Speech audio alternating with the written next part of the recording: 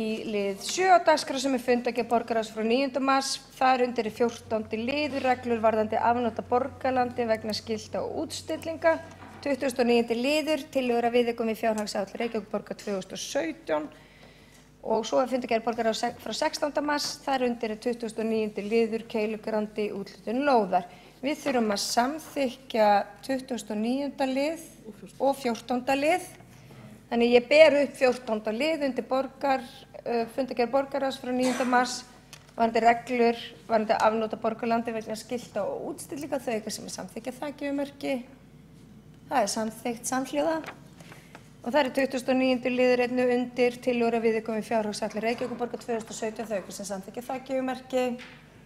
Það samþykkt með 9 atkvæðum, einhverju á móti og 6 hjásettum. Svo 29. liður keilugrandi 1 úthlutun lóðar, þau ykkar sem samþykkja þakgjöfumörki. Nafnakall.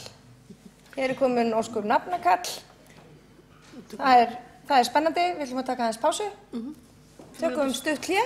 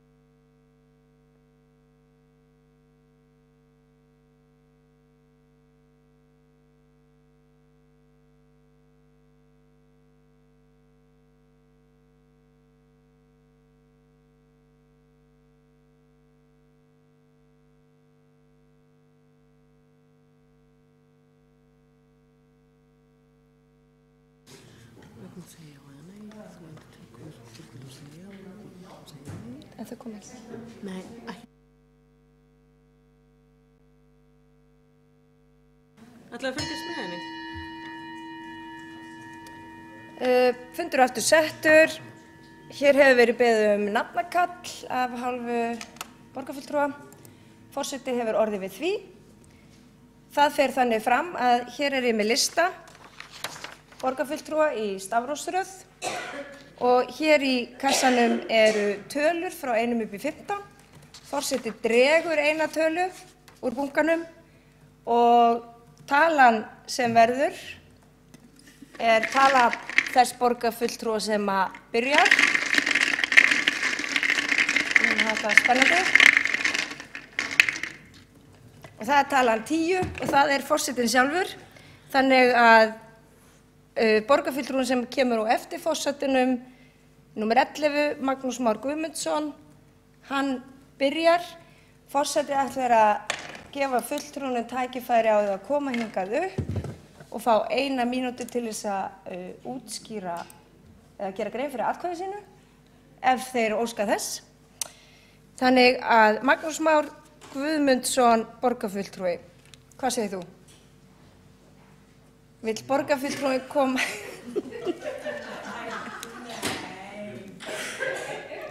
Borgarfulltrúin segir já. Næst Marta Guðjónsdóttir, borgarfulltrúi. Borgarfulltrúin segir nei. Borgarfulltrúin segir nei.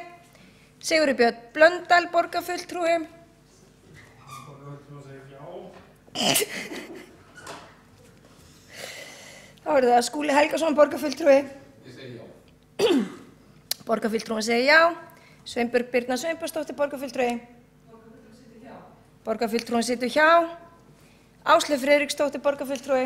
Nei. Borgarfulltrúin segir nei. Dagur B. Eggertsson, borgarfulltrúi. Já. Borgarfulltrúin segir já. Elsa Hrafnhildur Jómann, borgarfulltrúi. Hún segir já. Borgarfulltrúin segir já. Guðfinna Jóhanna Guðmundsdóttir, borgarfulltrúi. Borgarfulltrúin vill koma upp og gera grein fyrir atkvæði sínu.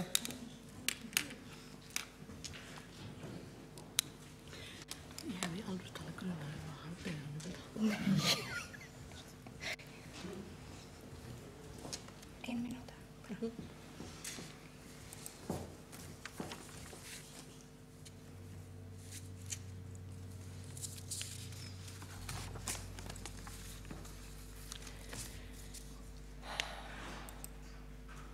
Forseti, borgarfulltrúar, ég sitt hjá við atkvæðagreiðsluna, ég ætla að gera grein fyrir atkvæði mínu.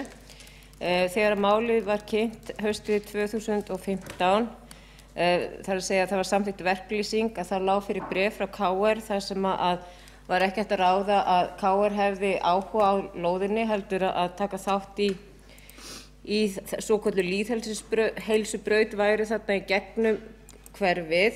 Við óskum eftir því í Framsókn og flugvallavinum að það yrðu fengir 2 hlutlausir fasteignasalar til þess að verðmeta lóðina, það var ekki samþykkt. Það þarf auðvitað að byggja upp íbúðarhúsnæði í Reykjavík og við höfum lagt áherslu á það að það séu byggðar íbúðir fyrir fólk innan eigna- og tekjumarka og af félögum sem eru rekin án hagnaðarsjónarmiða. Búseti slíkt félag, hins vegar búseti félag sem í eigu ákveðinna einstaklinga sem bæði eru innan eigna- og tekjumarka. Og því einkennilegt að það hafi ekki farið fram verðmat á lóðinni og það líka einkennilegt að í úthlutunarbréfinu í rauninni ekki gerðar skilyrði fyrir því að það séu tilteknar íbúðir sem falla til þessu hóp sem innan eigna- og tekjumarka og þar af leiðandi situr hjá. Borgarfulltrúin situr hjá. Halldór Halldórsson, borgarfulltrúi. Segir nei. Borgarfulltrúin segir nei. Halldór Auðar Svansson, borgarfulltrúi. Borgarfulltrúin segir já. Heiða Björg Hilmisdóttir, borgarfulltrúi. Já. Borgarfulltrúin segir já. Hjálmar Sveinsson, borgarfulltrúi. Ég segi já. Borgarfulltrúin segir já. Kjartan Magnússon, borgarfulltrúi. Nei. Borgarfulltrúin segir nei.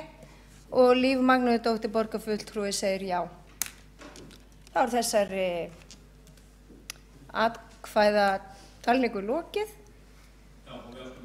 Og liðurinn samþykktur með 9 atkvæðum gegn 4, 2 hjásetur og við áskiljum okkur rétt til bókana þvers og kruss. Þá göngum við til 8. liðar.